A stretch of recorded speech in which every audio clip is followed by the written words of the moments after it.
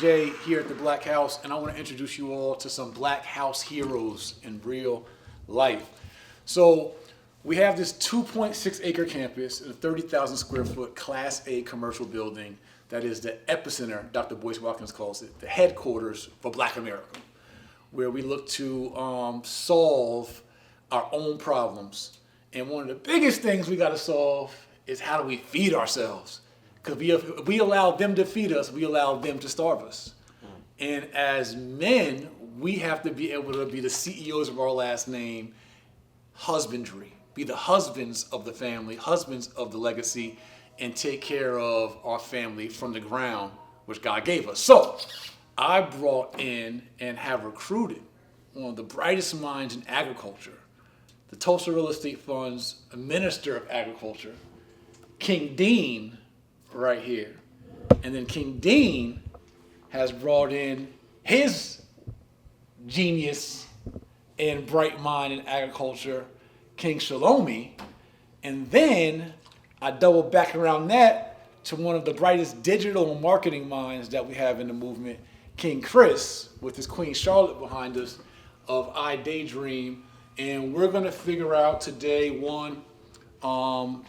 how to piece together the beginnings of what we're tentatively calling the DT Community Garden, which is going to be in homage of our late brother and TREF founder, Demaryius Thomas, former NFL Pro Bowler, humanitarian, awesome, just brother from the Denver Broncos and Pro Bowler superstar Demaryius Thomas, who passed away last year. Our brother, my dear brother, family friend, who's also a part of this movement.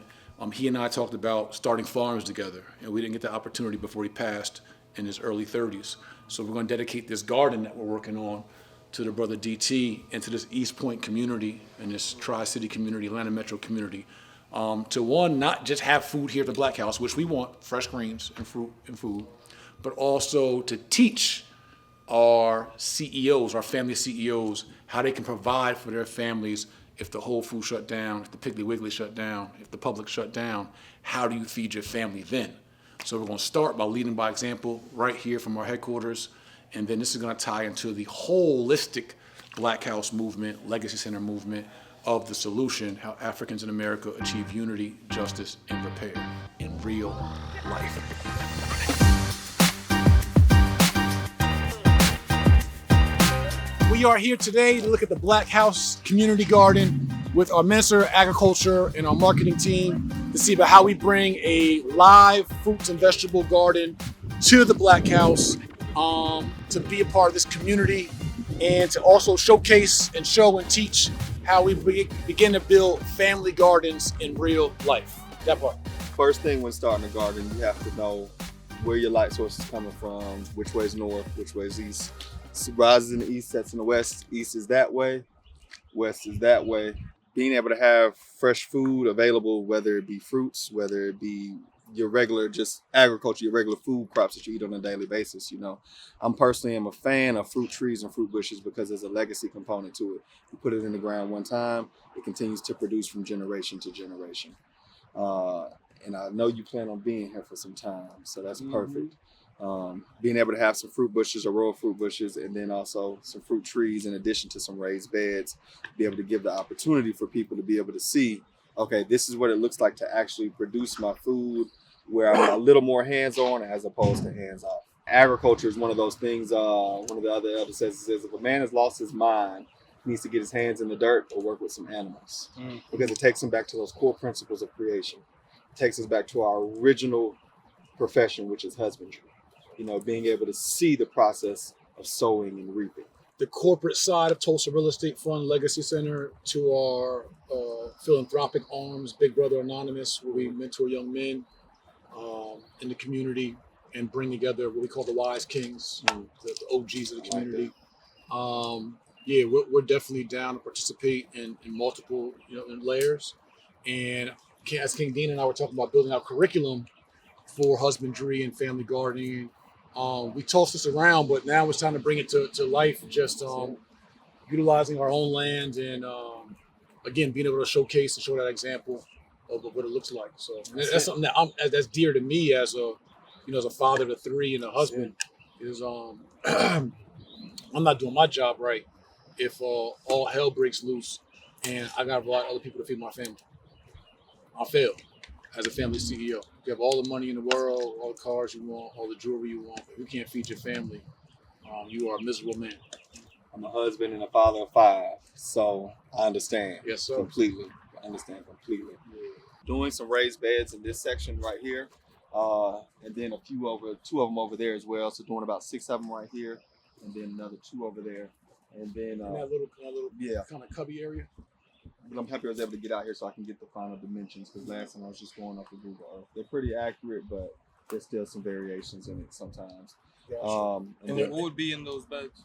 what would be in those beds? I mean, seasonal crops. So we're talking eggplant, tomatoes, your salad greens, anything that what you would call your annuals. So things that you're gonna have to continue to plant.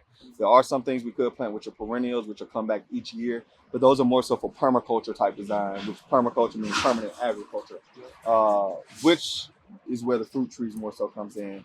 I like to be able to do those annual crops because, you know, you get the taste of the fruit a lot quicker than you would with your perennial crops. Well, fruit bushes and fruit trees, because you have some perennial crops like chard. It's going to come back every year. It's going to keep producing as long as it's not too cold.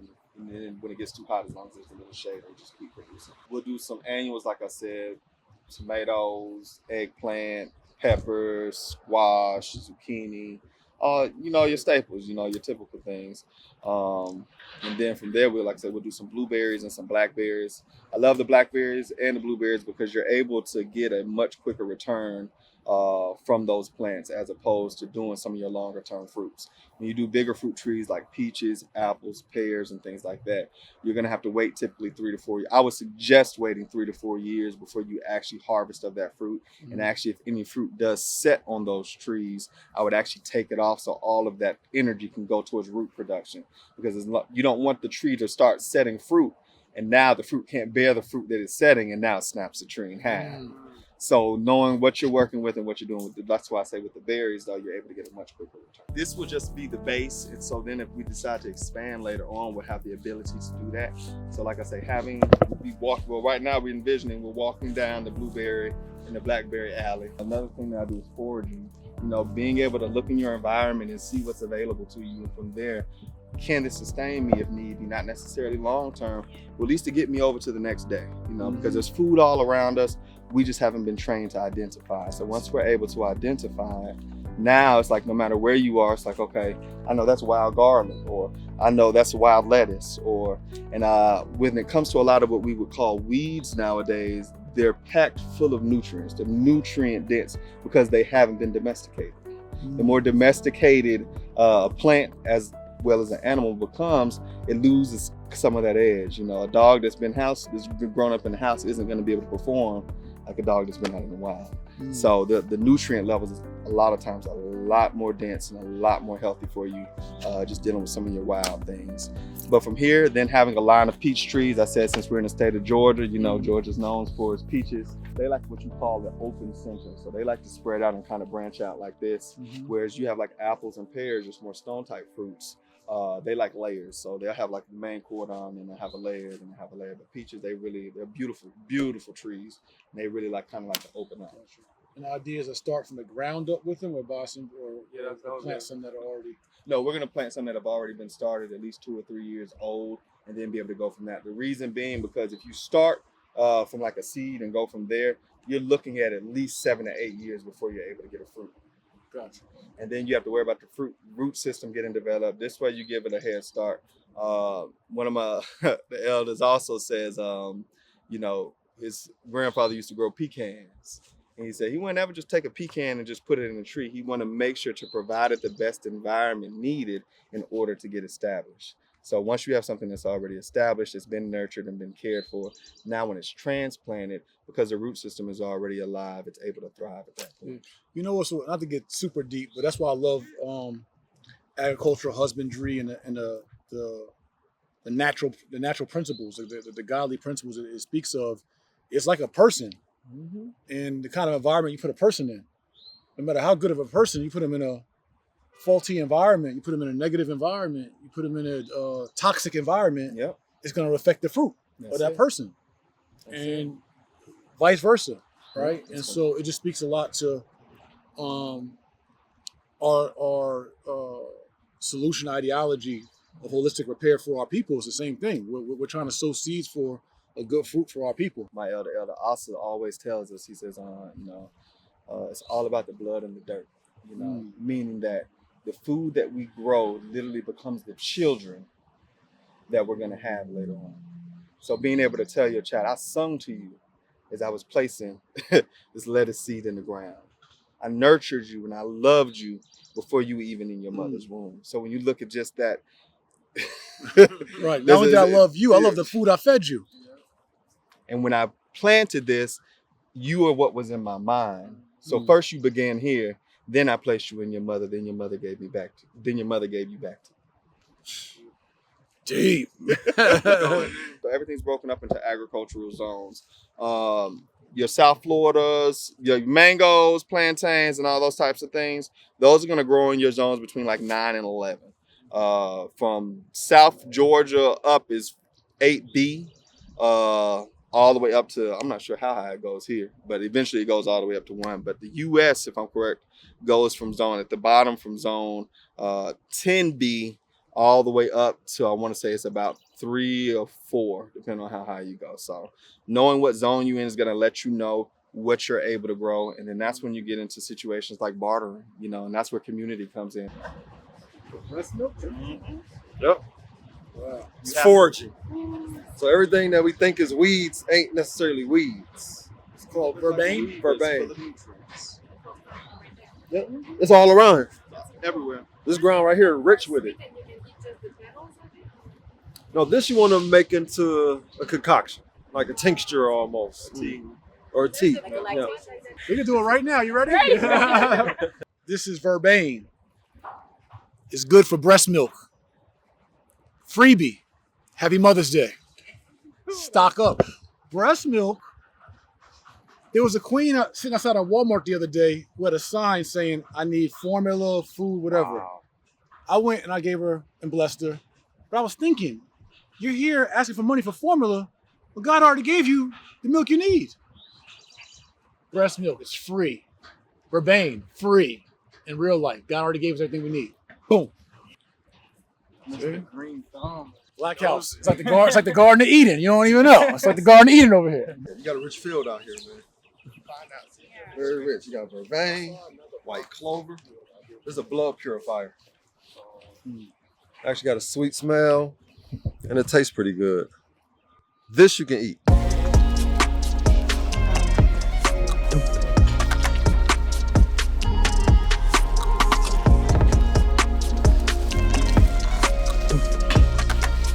It invites more perspective for what skilled trades are for our community. So especially when young black men, it's hard for them to get employed in certain places. One of the higher paying careers is in farming, but we don't know that. And first and foremost for me, for where my heart fits into this, is how the conversation of plant life, farm life, you can't get too far into it without reminding yourself we're talking about plants as opposed to humans. So that's what my heart really is into that. So I'm liking wherever we're gonna start at. Gosh. I'm gonna make it grow from there. Setting up an irrigation system would prevent it would remove some of the human error. Because now it's just, hey, set it at this time and just let it run. Gotcha. And somebody can set a timer. And depending on what kind of system, because like I said, you can go high up. I mean, you can get it set up where you can do it on your phone. But like I said, that's a completely separate component when you get into the job creation though. And then once you actually get them eating the food, I've seen children go from being on ADHD medicine to getting off of everything. Whether it's a completely different child that couldn't sit still, couldn't hold a conversation, cognitive ability was just real foggy. I've seen them do a complete 180. And just from eating some curly kale every day, instead of going to the corner store getting a pack of cookies and some red drink. And so I've seen the power of what good food does, and children love it. It's our nature, even though I'm from here, my family's from Mississippi, so we grew up climbing pecan trees and I mean, just outside and, you know, enjoying the land, spitting watermelon seeds, and then next year watermelon popping up, you know. Once children understand that, it does something to them. It really does. It's like the power of a flip. Oh, It's like, you know what I mean? It's like, it's the, you know what I mean? It's nothing, speaking for, you know, all the dope boys out there and former, it's nothing like sowing seed, putting your money up and getting something that you put your hands on and bagged up and put into product. And then you watch that materialize in the money in your shoebox. Like, oh, I just did that. The same power of you planting the seed, nurturing that seed, packaging that up, and then being able to say, I either sowed this fruit, you know, I fed myself or I fed my family off of it. So it's like the whole concept of like sow, nurture, harvest. That thing that never gets old. That's where it starts, man. It's the first meeting to it all. Like we always talk about Black Wall Street, and you know, I said this a million times. King Chris, we have not heard this as much, but we talk about Black Wall Street all the time, and you know, buying back the block, and owning these corridors, and owning these strip malls, and owning these city centers, and all that. But the revelation I got was like Black Wall Street was built from the ground up. This was the first meeting they had. Wasn't like how we gonna do a jazz club. OW, he didn't come with, might be him, but he didn't come and buy 40 acres of land and get with JB Stafford like, yo, let's build a jazz club, bro. Right. It was like, yo, how do we be able to provide shelter and food for our relatives that's coming in from the south and the west and the east and all of that. Southeast That's and how it west. started. How do we be able to feed everybody? Okay, cool. Use this wood and these trees to be able to shelter everybody. Oh, where we gonna drink from? Oh, okay, cool. We got these wells. All right, now our foundation is set up. Now let's start talking about building insurance companies and jazz clubs and the movie theater and all of that. So I just think that it's time in this 2022 and our generation and under our watch to now we have an epicenter and a headquarters to be able to birth these ideas, to have these meetings, to coalesce the brightest minds in our community together to now say, okay, on that board, we got our 11, 12 ministries, we got our Minister of Agriculture now, who can bring in the brightest minds of agriculture to say, here's not only what we do and what we execute, but here's models and curriculums and blueprints and systems and jobs and opportunities in a whole committee and community just around agriculture. I'm glad that I got you brothers a part of the journey. Appreciate you. You already know. Brother. Thank you. Pleasure to meet you again. Yeah.